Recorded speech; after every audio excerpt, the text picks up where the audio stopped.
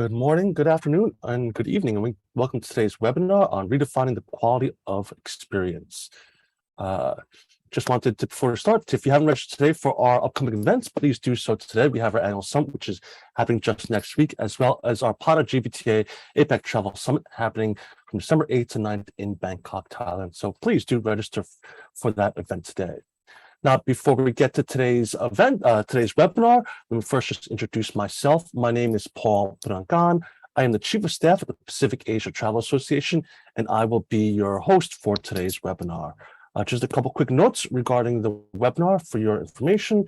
I know many are familiar with Zoom, but just in case, as a refresher, there at the bottom of your browser, you'll see a Q&A button and a chat function. Please use the Q&A to drop any questions to our presenter. So after his presentation, we're happy to take any questions. So please do drop it in the Q&A. However, please don't drop them in the chat. It's just it's a bit difficult to go back and forth between Q&A and chat. But feel free to to say hello to the other delegates that might be watching today. So that's all the notes for today's webinar. And now let me introduce our presenter for today. He's the CEO at TCI Research. Ladies and gentlemen, please welcome Olivier Henry-Biabaud. Olivier, hello. Hi, Paul. How are you doing? Good, good. Over to you. Thank you very much. While I'm sharing my screen, I will be super happy to meet some of you in person next week during the conference. Hopefully, yeah, I can share my screen now. And we're super excited to have the opportunity to meet people in person finally next week in the Emirates during this great conference. I'm now sharing my screen and welcome you, all of you and each of you for this new session of sharing data, sharing knowledge and insights about a very specific but very important topic, which is related to the concept of visitor experience, or let's say visitor satisfaction. I would like to spend, let's say maybe 25 minutes to highlight some of the key trends, key learnings that we are been collecting in your region, maybe also doing some sort of a global comparison for Asia Pacific, so to be able to help you, let's say, accelerate the rebound of tourism in terms of quality beyond the quantity aspect, which we are all looking for as well. So I will start with a few context setting elements and then going through the key learning, key facts that you will be able to look in more details in the next issues and trends, let's say, report that will be shared, I suppose, in the coming days. Starting first with, I'd like to take maybe like 5 minutes for sharing the reason why we have chosen this particular topic for this report today. It's very common sense to say that the visitor experience has always been a critical factor of success and competitiveness for destinations, simply because we know that the word of mouth is a critical component of recruitment for future visitors. If you make your visitor happy today, even if you are a hotel or attraction destination, you know that the first driver of recruitment is basically the word of mouth. So happy visitors today recruit new visitors tomorrow. And that's always been the fact, even pre-COVID. We estimate that the role and influence of the quality of experience is kind of 3 to 5 more influencing compared to, for example, conventional advertising. So the money you spend in accelerating the quality of experience is something that has a great return on investment. But not only it's still the case, so we have this word of mouth affecting the destination competitiveness, but also it's even more the case now that travel is resuming, because we are seeing this big gap between travel sentiment. So people are back on track. We see the UNWTO numbers. We see the numbers in your recovery dashboard at PATA.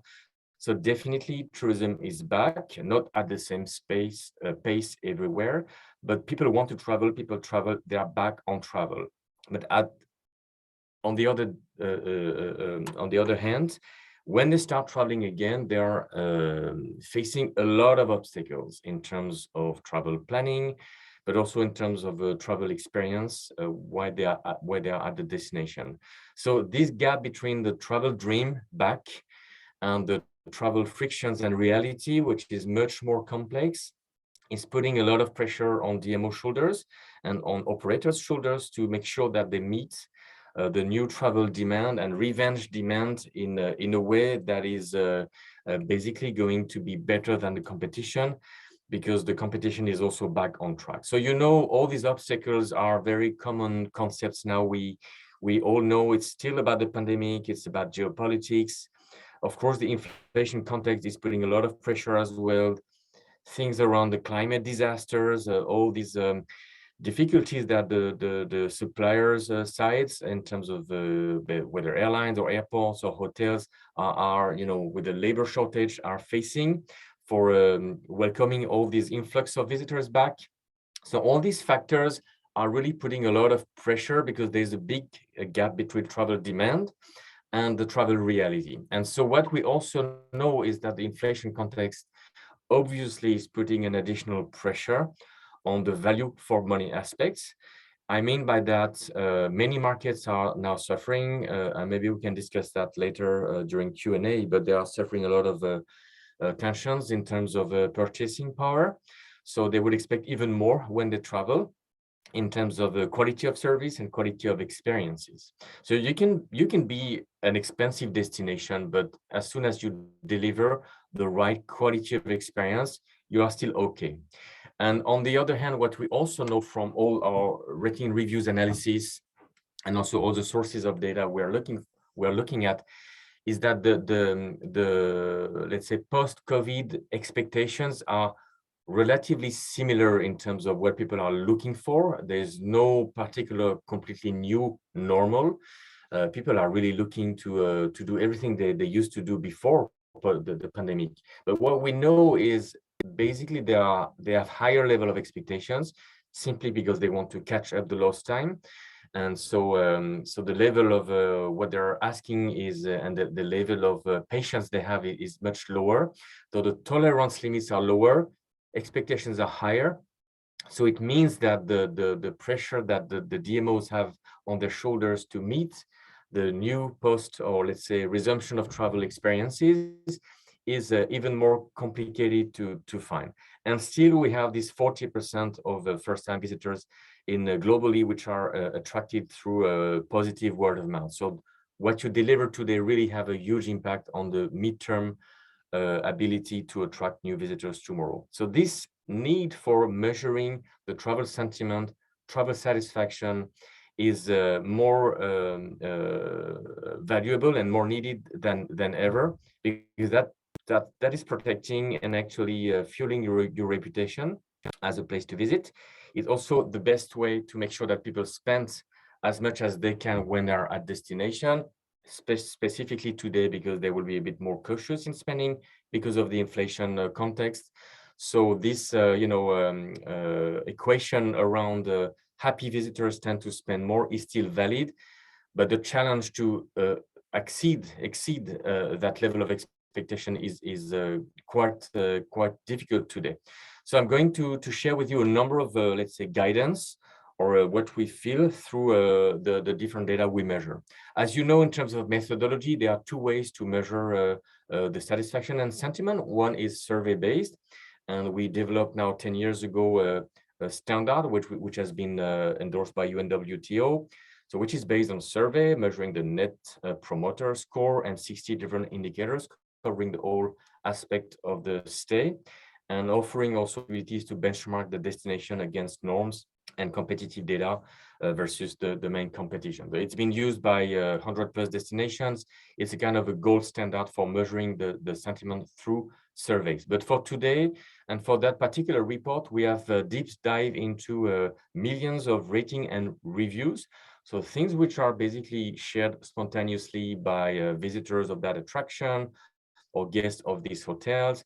And we are also looking at measuring this through a number of different scenarios, or it could be Asia Pacific destinations visited by European visitors, or also intra outbound travels from Asia in Asia. So we've, let's say, created a data set of random selection of markets and destinations across the region, collecting everything which has been said on the 35 different platforms and OTAs in terms of sentiment ratings and sentiment analysis through the reviews that people are posting. So this is giving an enormous amount of knowledge and data from which we have tried to identify the key trends. So first of all, if we look at the key numbers, so overall ratings, overall sentiment, what is going on now that people are back on track, and particularly if we compare with pre-COVID norms?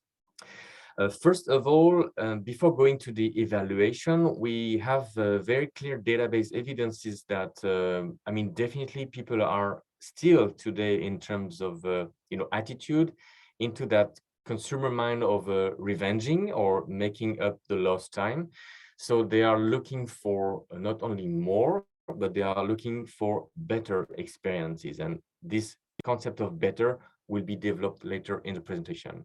So basically, when we look at all the key expectations and the equation of this quality of experience, of course, there are always expectations about, the staff, the quality of experience with the personnel, the quality of experience with the hotel rooms and amenities, and what you have on your plate if you go to the restaurant, the value for money. So the key concept obviously is still there as key drivers of satisfaction or sometimes dissatisfaction. But on top of that, what is a bit more enhanced through this post-COVID attitude is 3 or 5, let's say, key aspects that are very important for anyone to consider if you are into that engagement to deliver better.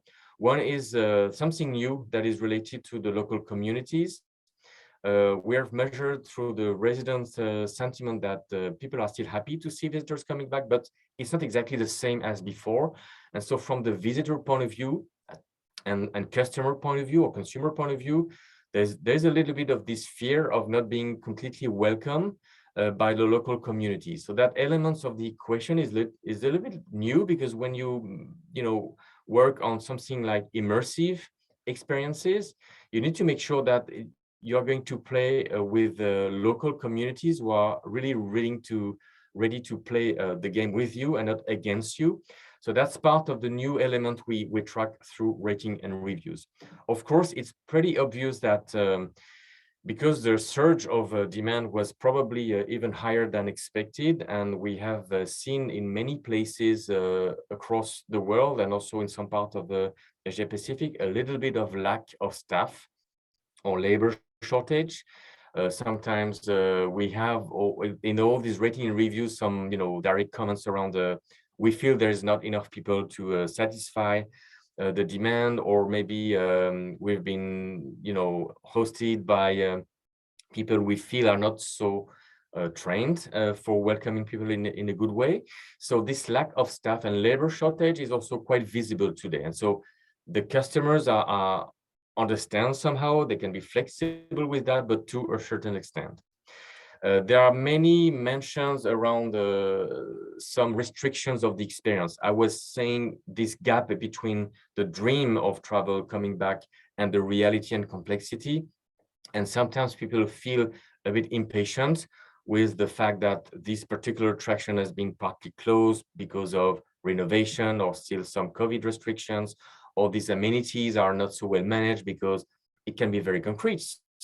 Things such as you are spending a lot of money to go to a resort, and the swimming pool is beautiful, but it's so overcrowded that if you want to secure a chair, then it's not made in a proper way. So this crowd management is kind of restricting the experience a little bit. So this aspect in terms of crowding, queuing, we know the lower the tolerance limits are lower, so it can influence the experience, and it can influence the value for money. Of course, there's a huge continuation in terms of looking for more sustainable practices. I will show some example after in the presentation. It was already the case before the pandemic, but now with the pandemic, a new attitude, so to speak, this search of sustainability is more active and present in mind than ever. Another new aspect of the equation, which is something really specific to this post-COVID period and resumption of tourism, is the fact that co-living with other guests is not as easy as before. So there are many possible frictions, not between the guest and the staff, but between the guest and other guests and visitors. And especially when you understand that the tolerance for noise and crowding, sometimes impacting the concept of hygiene, is lower compared to before. And this concept of lower tolerance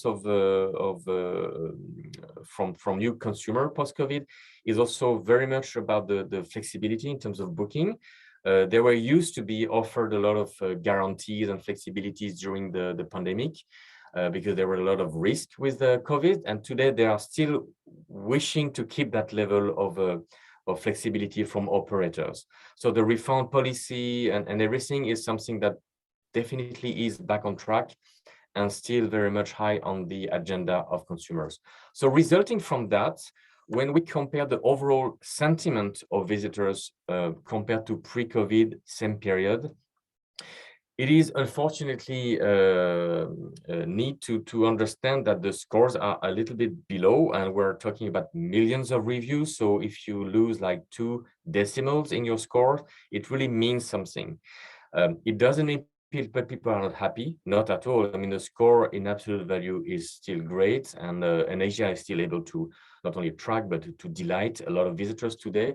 But what it means is that there is a number of frictions during the stay that still needs to be resolved. And basically, it's not something specific to Asia Pacific.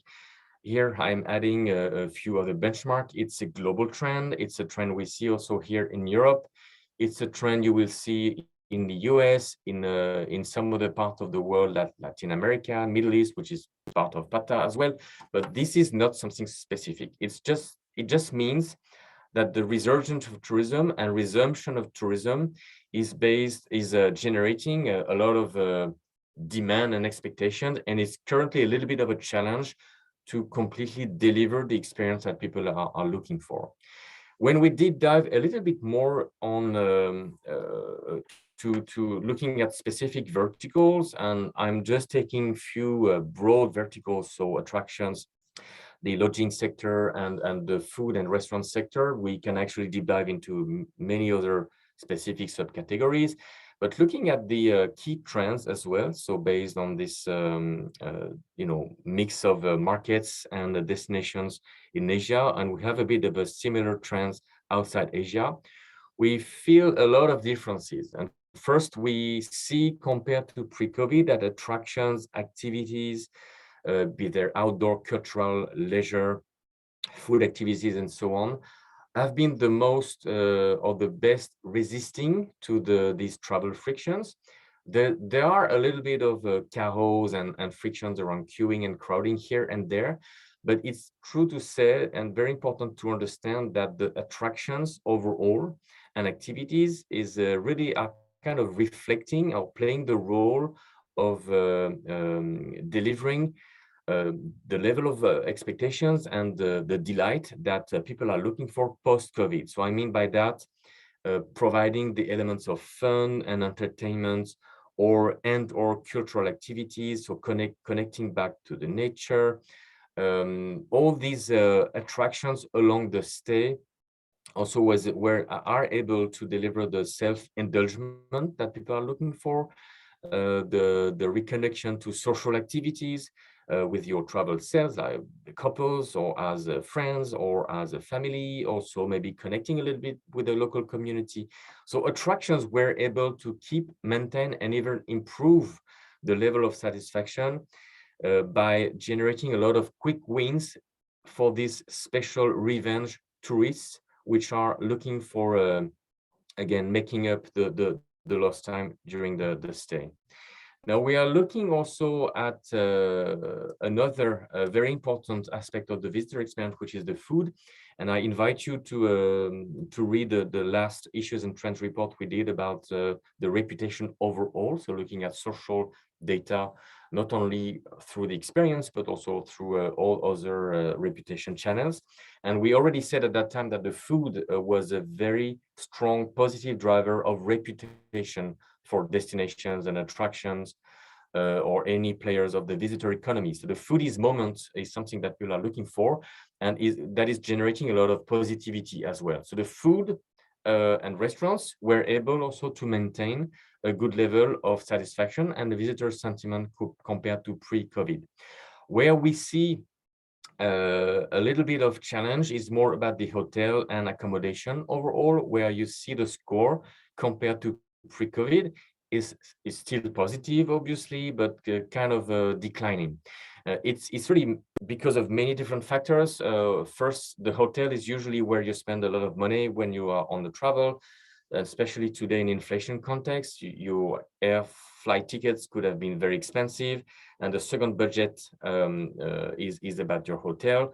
So in your hotel, you know, the level of expectation can be very high, and this is where you can be exposed also very much to this new kind of travel frictions. For example, queuing time for checking or checking out or in, the travel frictions you may have also, or let's say co-living together with other guests at the swimming pool or for whatever other let's say socializing events in the hotel. So all these aspects, and particularly for the families, is something that can happen maybe more in hotel ecosystem compared to some other type of experiences. So it is somehow something explaining why the accommodation sector has been, let's say, slightly rating below compared to pre-COVID. When we look at specifically now per vertical, we see in terms of attraction that concept that the attraction is delivering a lot of positivity. And when we compare and rank where we see the best ratings in terms of subcategories, we are here a sort of it's a sort of a very clear database evidence that people want to restore when they travel back. They want to restore their both physical and kind of mental health after these 2 years of restrictions, frictions, and tensions. So you see outdoor activities and nature being highly rated, along with the search for connecting again to the local culture, the iconic sightseeing. We also see this big interest for the foodies moment all over the visitor journey, not only in restaurants, but also if you are doing any, I don't know, snorkeling activities or biking tours, you really need to make sure that you put a little bit of a foodies moment at each step of your what you deliver, because this is where we feel a lot of positivity, again, because it's kind of self-indulging, and it's a very easy quick win in terms of providing a lot of satisfaction. So reconnection to nature, reconnection to culture, and also two aspects I would like to mention. One is about the confidence that people have now today back for events, be it festivals or concerts. Or it could be large events, it could be small size events. But now in terms of COVID, people feel a little more secure. So they are confident they can go back to these kind of activities. And we have seen a lot of very positive mentions and satisfaction with the festivals and concerts. And there's another aspect which currently deliver a lot of positivity. It's about the MICE and business travel. Of course, we don't have the level of reviews and opinions shared as we used to have before, because it's still very restricted. And many events are still offering more hybrid experiences. But when people go back to convention centers, they tend to rate very, very high. Also as a way to say, it's so good to feel, again, the concept of meetings for real. So physical meetings, on-site meetings, a bit like what we will have next week with Pata. In terms of activities and points of interest and attractions, the role of the staff is super important today, even more than pre-COVID, because it's where you can find a little bubble of safety sometimes. So the staff can play the role of a safety guard, but also providing the extra element of entertainment. If they are knowledgeable, they can share the story. So the staff training for attraction is super important, because we feel this is making the real difference. So just giving a few examples of what is driving positivity in terms of sentiment. It's all about sustainability, of course. It's all about reconnection to nature. It's all about making sure that, to a certain extent, the attraction, the point of interest is giving back to the local community. Again, the food tours and foodies moment, super important. And this concept of event-driven tourism, which is very much back on track and delivering a lot of satisfaction. There are a few categories which are still a bit below compared to pre-COVID, like shopping malls or theme parks, which may be due to the fact of that sometimes the crowding aspect may be a bit more difficult to offer, and the value for money can be a bit more lower than before. In terms of deep diving with the food sentiment, again, food is one of the most attractive sector and categories in terms of reputation. It's also delivering the best. It could deliver the best experience during the stay at destination. And then beyond the classic restauration and classic experience in restaurants, what we feel is providing a lot of positivity is when you have something more.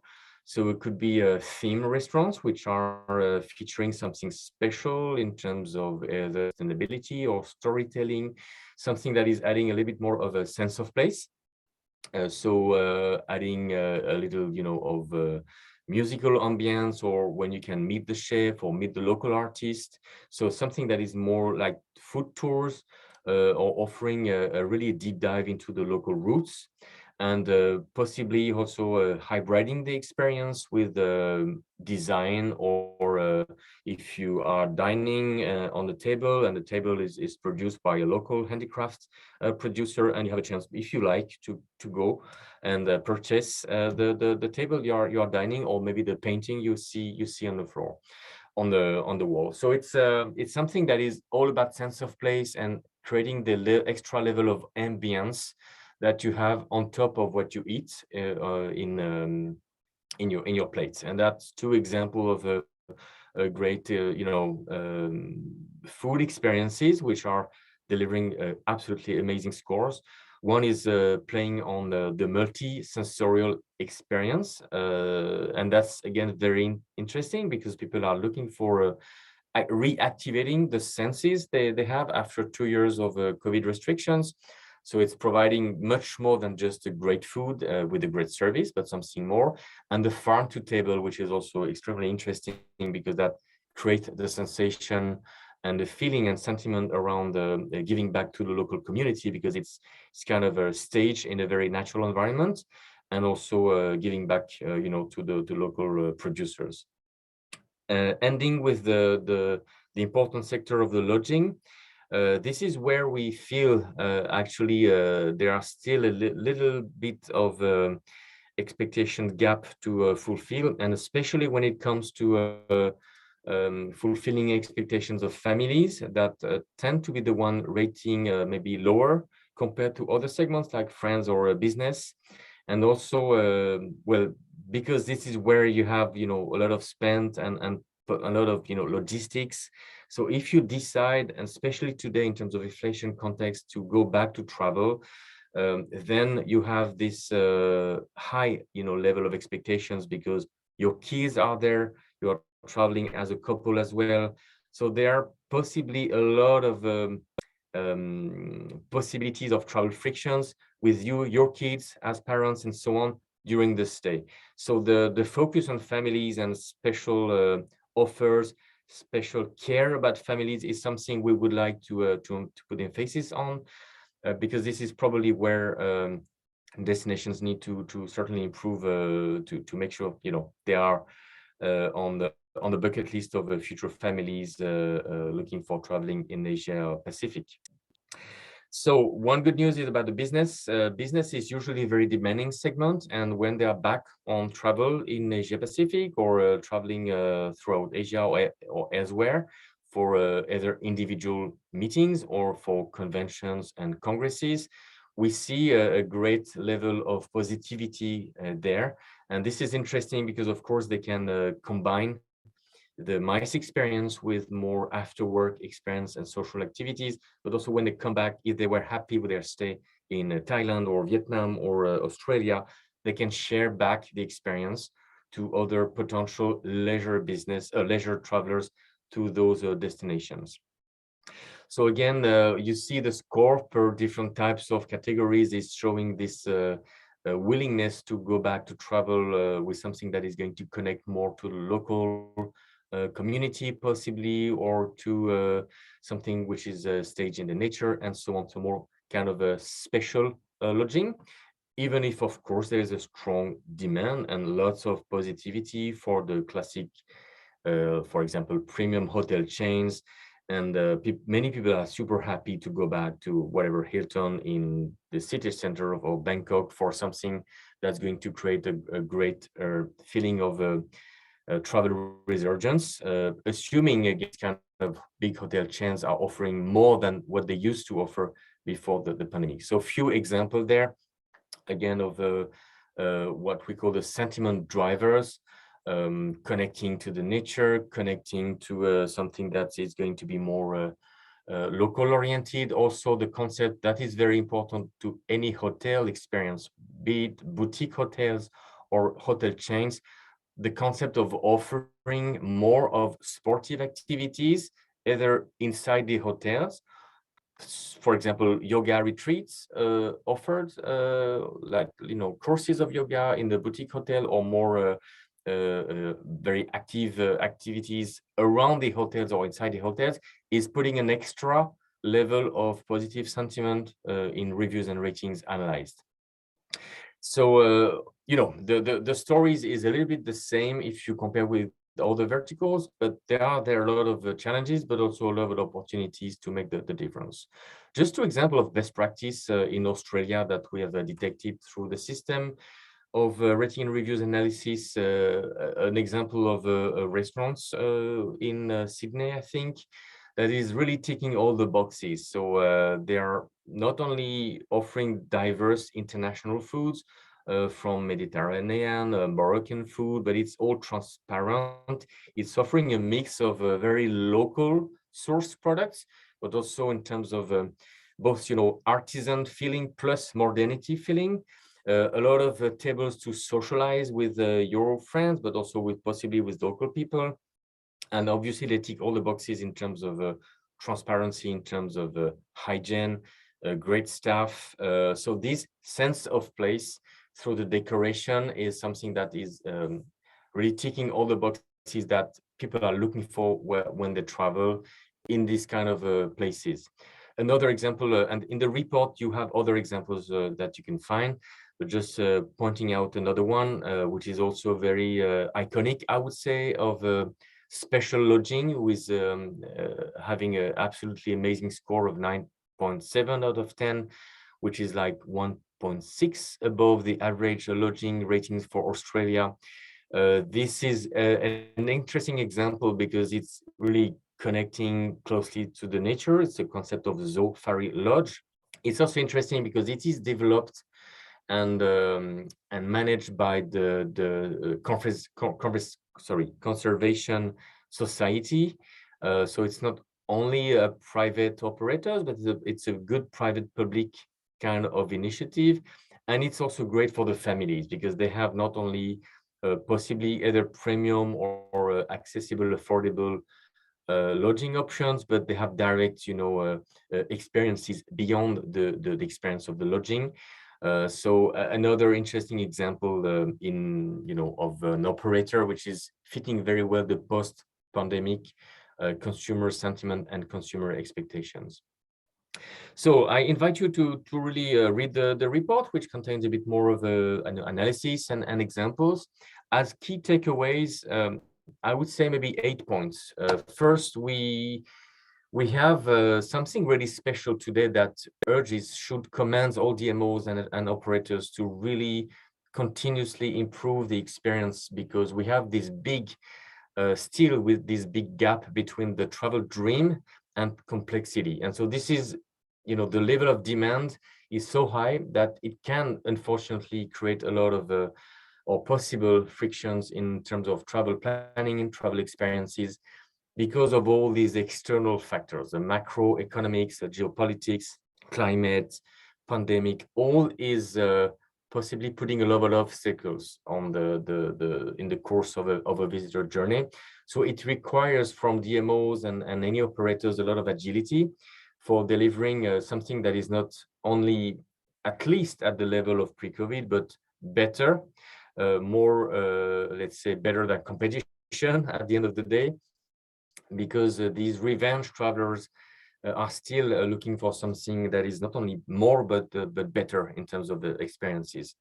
And currently, the last macroeconomic influence from the inflation context developing everywhere in the world, and especially in many European markets, potentially traveling to Asia, needs or commands the destination to act and invest a lot in terms of value and providing the value for money, because those we currently estimate that inflation is obviously going to impact a lot. That's the second obstacle today for not traveling long haul for many markets. But at the end of the day, you can be expensive, but if you manage to deliver the level of experience that people are looking for, and even exceeding that through all these different tips I've been sharing with you, then it's not a problem. And it will be the best way to protect the destination reputation equity by delivering this level of service, level of sense of place, the little extra bonus that can make the difference, and making sure that people spend the money for something they will be happy for.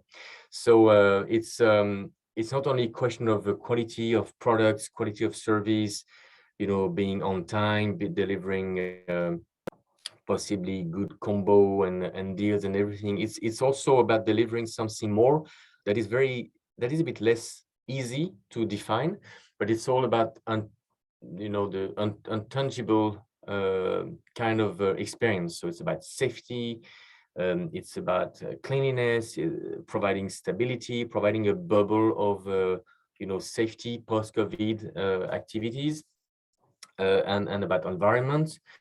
Whereas we know from rating and reviews analysis that while people may expect something pretty close to what they used to expect before the pandemic, there is an extra level of sensitivity for and lower tolerance limit for a very practical concept: the noise, the hygiene, the crowds, the booking policy. I know many hotels have been suffering a lot during the pandemic, so they have, for some of them, taken profit of travel resurgence to renovate. So it's fine to renovate, but it's also sometimes creating a lot of noise. And so if you spend your money, huge ticket, air flight tickets, quite decent, maybe expensive resort. And so if during the stay, you are looking that you are disturbed by a lot of noises which are unpleasant, it's today even impacting more compared to pre-COVID. So this level of expectation is something to really deliver in line with this lower tolerance limit. This new equation, so to speak, of visitor experience and quality of experience is obviously providing challenges, especially today because of recession that is at risk again, and also because there is a lack of labor in some parts of Asia Pacific. So it's a challenge, but it's also a great opportunity to continue developing innovation, hybriding, which is so important today, because when you offer something more than just your core business, if you are a hotel, if you connect people with something different, that is going to be, a pop-up event in your own hotel when you can meet the chef around, or a local celebrity, or a painter or whatever, this hybrid is providing much more value for money. Working on the sensorial experience, what you can smell, what you can see, what you can touch possibly, and obviously the sustainable experiences. These opportunities, people are ready to pay for. So even in inflation context, even with lower tolerance limits, if you can deliver this hybrid sustainable experience, you have more chance to generate higher ratings, and this will be good for your business if you are a private player, and this will be good also for the reputation of the place where you are, so for the destination. And so this will activate the virtuous cycle, because one review is seen by thousands of potential planners, so millions of reviews are seen by a lot of the potential planners, and what is good for one attraction is going to be good for the verticals of your destination, and that's going to be good for the overall reputation, attracting then more visitors in the future. And what we see from, and that will be my last comment, from all the best practice analysis we do and tracking all destinations, how they perform and overperform, we realize that basically in this context of a travel resumption, the destinations were kind of very performing well in terms of delivering the best experience or better experience compared to others, are not necessarily those investing the largest amount of money in new infrastructure, offering completely new visitor experience and let's say attractions or new hotels. Of course, it can be part of that, but we see that the destinations offering the best quality of experience can be also just a sum of little adaptations or tactical adaptations, tactical moves from individual operators. It could be big operators like hotel chains or boutique attractions, boutique hotels. And when they do something more, adding the little extra bonus in terms of, again, combining different experiences or making the extra miles in terms of guiding and offering the little extra fun and entertainment aspects or whatever, or sustainable aspect, then all these little sums of individual small operators moves and improvement is making the huge difference at the end, because little rivers are fueling big oceans. And so those little operators, it works great when the DMOs are kind of detecting them, promoting them, and making also a bit of co-funding in terms of marketing or finance, so they can refurbish and finance this little extra of bonus for visitors. So it's not only a question of huge infrastructure investment, but more the ability of DMOs to detect and work along with individual operators. We have, for example, in France, a great state label which has been developed and looking at all these individual operators, not only funding them, but also promoting them through a label. So the visitors coming back in France, for example, but that goes the same with other certification programs across the world. They are guided to the type of experiences which is offering much better experience at the end of the day.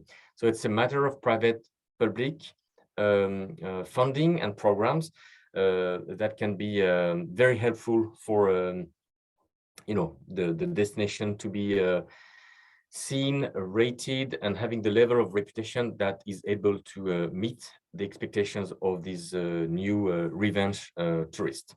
So I'm done with the presentation. I'm happy to take maybe some questions if you have any questions you would like to ask.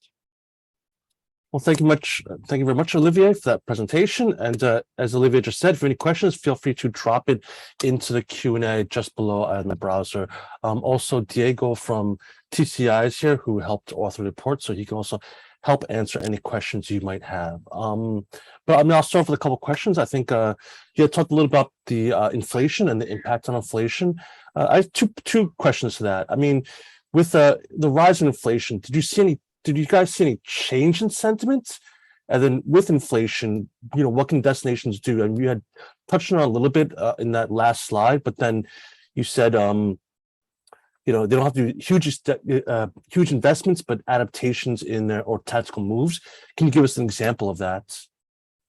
Yeah, sure. The inflation context is really pushing a lot of pressure on the value for money perception, because let's say I'm traveling to Bangkok today. I don't know about the airfares, but I think it's probably very, very high.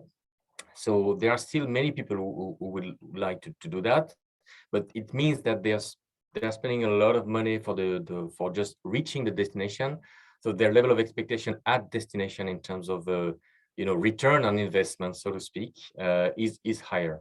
So it means for the destination that there are different tactical moves to do, on top of trying to understand where maybe there would be a bit more at-risk markets versus other markets which may be a bit less exposed or impacted by the inflation. But apart from that, it's probably one of the moves is to make sure that you offer alternatives. So it means you can come and not be so much affected, it's fine. Then there are a lot of opportunities to also create a special affluent travelers offers and everything.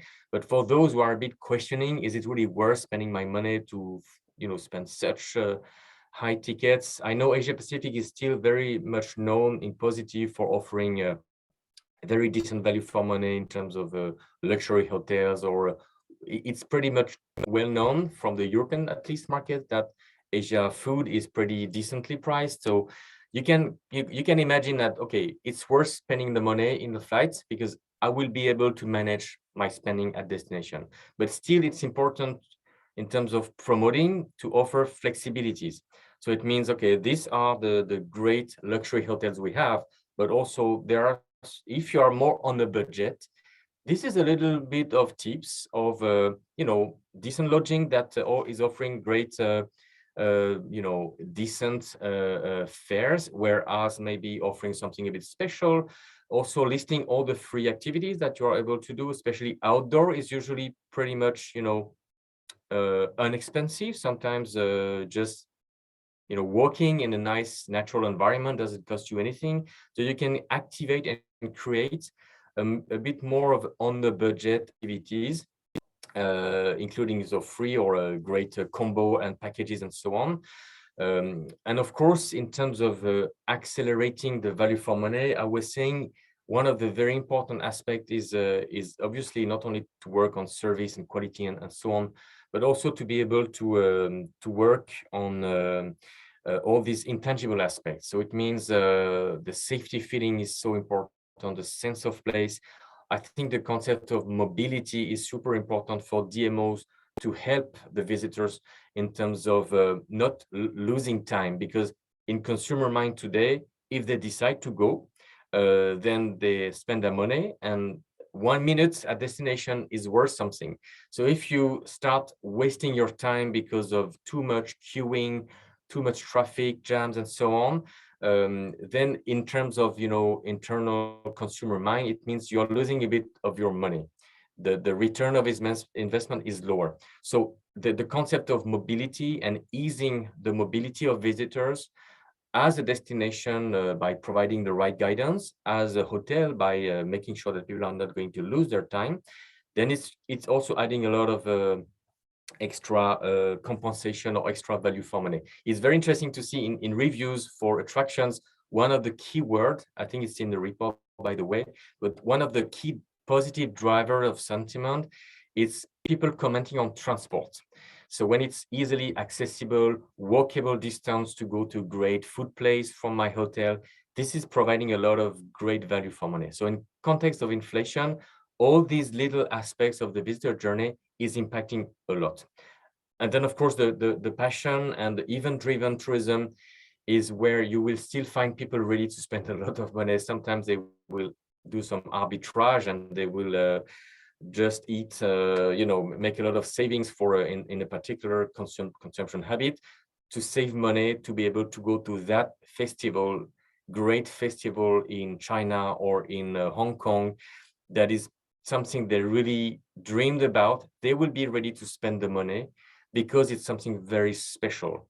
And so when it's event driven, then we see people happy to spend their money, even during inflation process. So the more you can promote, generate, innovate in terms of events, in terms of passion-based tourism, the more you will be happy to combat the inflation decrease. And I'm just finishing because I have one slide just on top of my mind that that is just providing a figure or data on this concept of obstacles. I don't know if you can see the screen now, but yeah, I think you should.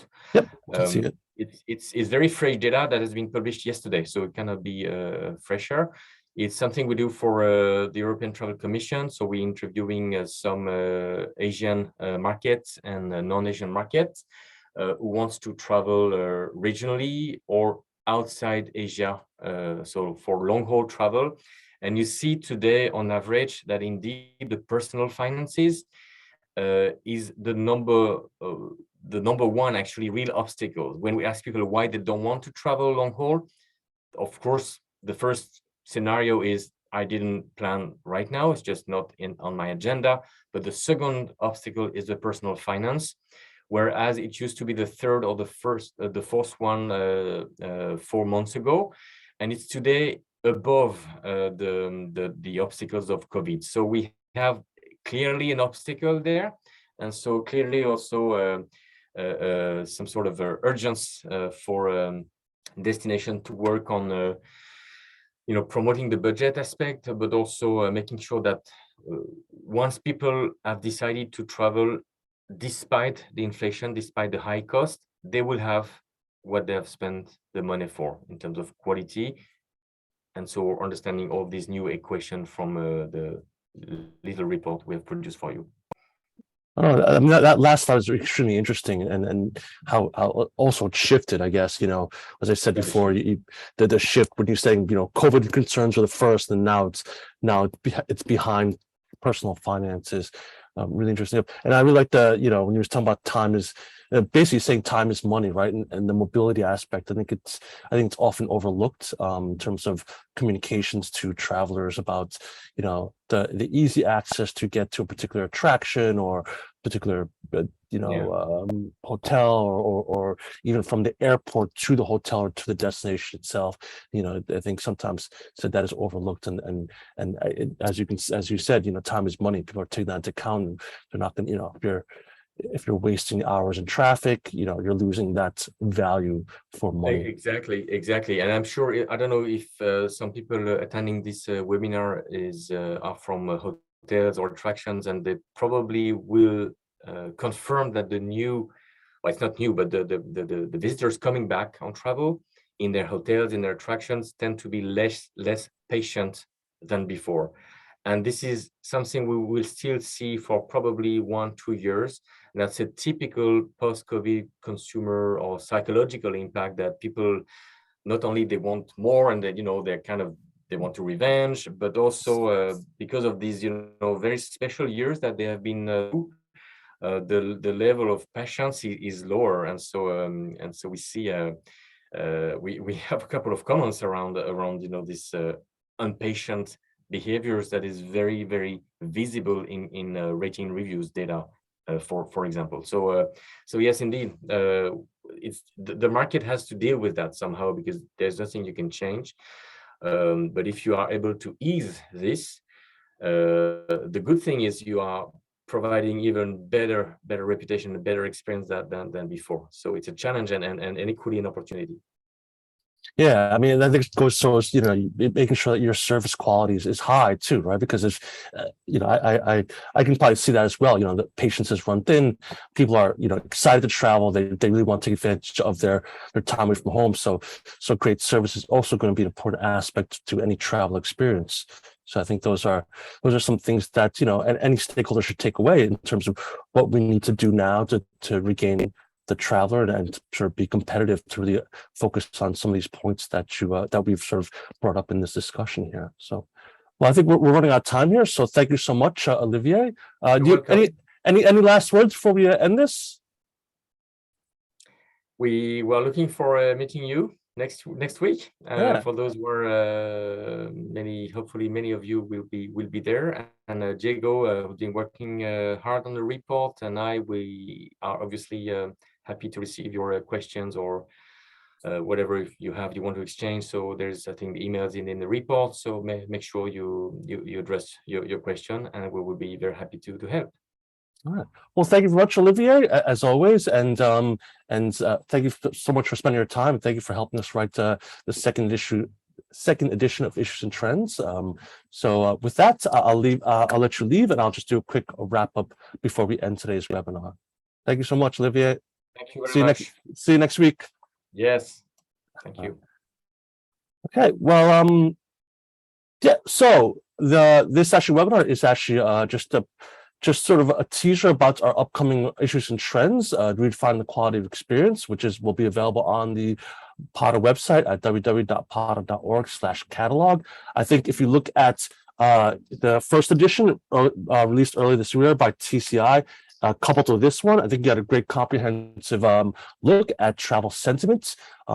So, do download it today. The report is free for all. It's complimentary for all members as part of your membership benefits. If you're a chapter member or a non-member, you can purchase the report and download it today. Chapter members, of course, do get a discount. All reports are available on our catalog. So if you see any other reports, feel free to go to the catalog, browse, and download, our forecast reports, our ATM, or any other reports that are available on the catalog. With that, I just want to talk about upcoming events. As we mentioned here, we have our annual summit is just happening next week. You can still register today, so do please join us. If you haven't registered today. It'll be a fantastic event. We have some great speakers. We have delegates from all over the world. We have a huge contingent of government members, government representatives joining us, both on stage and as participants. So please do join us today and register if you haven't registered already. If you're registered for the event, make sure that you've chosen your breakout sessions and, of course, your complimentary tours, and I look forward to seeing you there. Our other event I also want to just mention here is our APAC Travel Summit, organized in partnership with GBTA, that's the Global Business Travel Association, under the theme Defining Responsible Sustainable Future for Business, Tourism, MICE. Excuse me. This is happening in Bangkok, Thailand from December 8th to 9th. Hotel information is available now. We will be announcing the first set of confirmed speakers in the next week or so. So please do take a look at the event. There are conference main stage sessions, educational breakout sessions, as well as travel mart components. So there's everything you need to help you recover, especially corporate business or blended travel. So do register today. Any information about that, feel free to contact me. My email is right there on the screen. That's paul@pada.org. Or you can go to our website if you want more information about any of the things that we've talked about here today, or our events, and just go to www.pada.org. So with that, once again, thank you to Olivier for your presentation and, of course, for writing our 2 editions of Issues and Trends this year. So download today. They are free for members. And with that, thank you to all of you for joining us at today's webinar. And thank you, of course, as always, to our members, partners, life members, and chapters for your continued support for the association. Thank you. Stay safe, stay healthy, and have a good day. Take care.